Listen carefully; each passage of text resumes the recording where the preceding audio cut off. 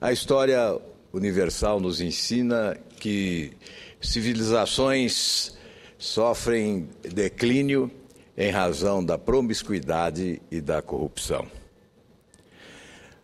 A goleada sofrida ontem pela seleção brasileira diante da Alemanha é o retrato do declínio do nosso futebol. E a causa, a meu ver, respeitando as observações divergentes, a causa é a corrupção e a promiscuidade na administração do futebol do Brasil. Já em 2001, a CPI do futebol instalada no Senado Federal fez esta revelação. Mas antes, é preciso dizer, há muito tempo, há muitos anos, não temos mais o melhor futebol do mundo e continuamos a apregoar que temos o melhor futebol do mundo.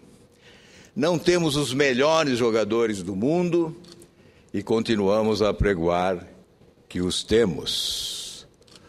O declínio foi retratado de forma escancarada na goleada sofrida ontem, mas ele é visível há anos.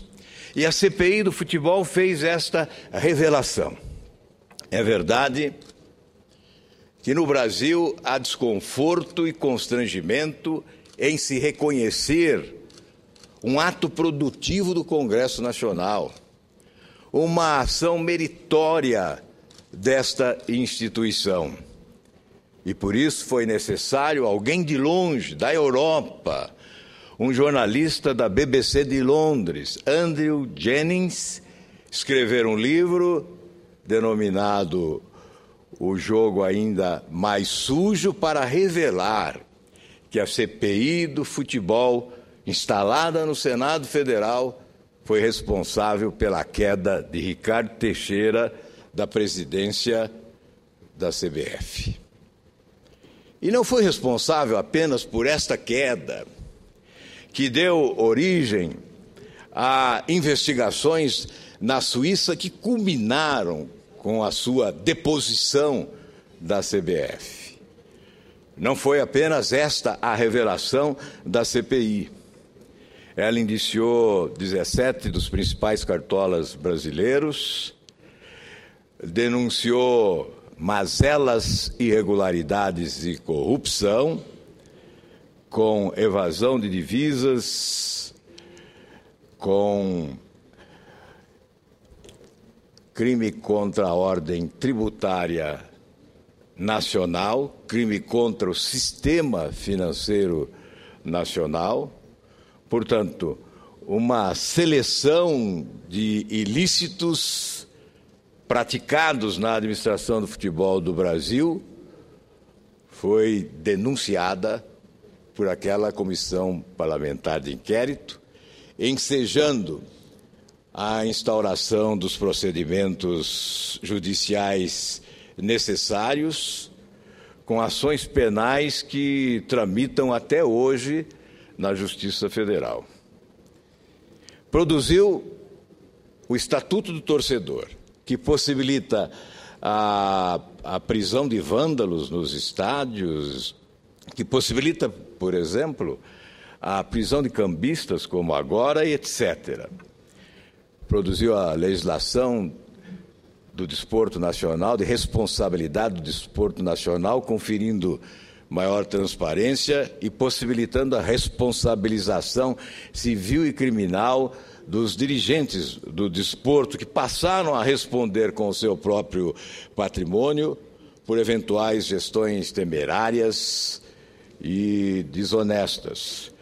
A publicação dos balanços, a realização de auditorias, como consequência desta CPI instalada no Senado, que recuperou também, e possuímos documentos do Banco Central e da Receita Federal, recuperou para os cofres públicos mais de 160 milhões de reais em razão das denúncias que foram protocoladas junto aos órgãos competentes. Portanto, O declínio do futebol no Brasil foi anunciado há mais tempo. O fracasso da seleção nesta Copa do Mundo apenas reedita este anúncio. E o que é preciso fazer agora? Combater a má gestão, combater a corrupção, porque uma eventual vitória da seleção brasileira não poderia se constituir em sentença judicial de absolvição de corruptos que, com oportunismo, aproveitaram-se da organização da Copa do Mundo para roubar em um país que implora por saúde, educação, segurança e respeito.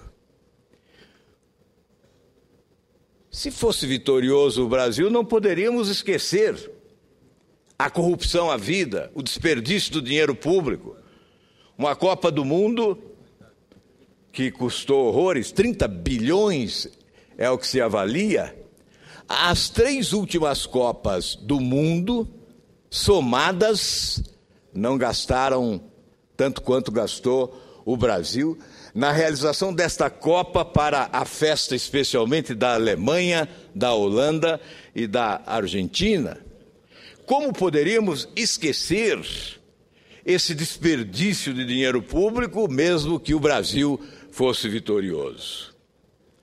Nós não estamos nesta tribuna recordando os desmandos que denunciamos tantas vezes ao longo do tempo, porque o Brasil perdeu, mas porque é responsabilidade de quem representa a população tomar providências quando os fatos escabrosos ocorrem como vem ocorrendo.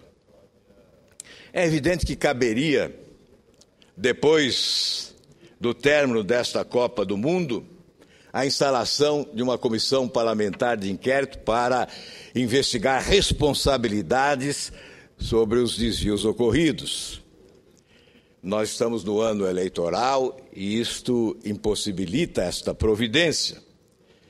Mas creio que mesmo a partir do próximo ano, quando se instalar um novo período legislativo, até como antídoto para o que poderá ocorrer em relação à Olimpíada de 2016, esta Casa deveria instalar uma CPI para investigar os responsáveis pelos desvios ocorridos durante a realização da Copa do Mundo no Brasil. Especialmente a fase que antecedeu a festa.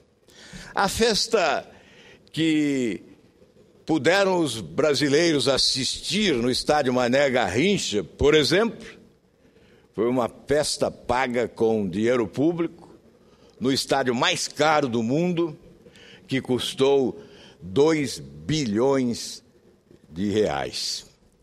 Mais caro do que a faraônica Arena na Arábia Saudita.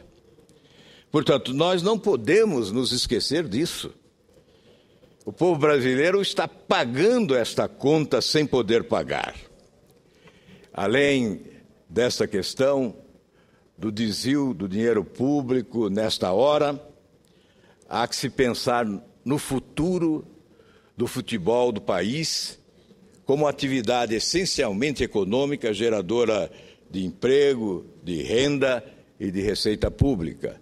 Futebol mobiliza anualmente no mundo mais de 200 bilhões de dólares e nós não podemos ignorar essas potencialidades num país como o nosso, que possui um povo apaixonado pelo esporte.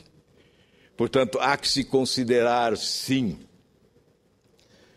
aquilo que já se discutiu. A CBF é uma empresa privada? É uma entidade absolutamente privada ou é uma espécie de paraestatal? Essa discussão jurídica já tivemos durante a CPI do futebol, com vitória junto ao Supremo Tribunal Federal, em razão de mandatos de segurança que pretendiam impedir a quebra de sigilo fiscal, bancário e telefônico para a apuração das denúncias efetuadas. Naquela oportunidade, ficou consagrado que a CBF é uma espécie de paraestatal e, como tal, deveria ser fiscalizada pelo Tribunal de Contas da União. Porque a CBF mobiliza recursos de origem, administra recursos que têm origem nos eventos que envolvem a seleção brasileira.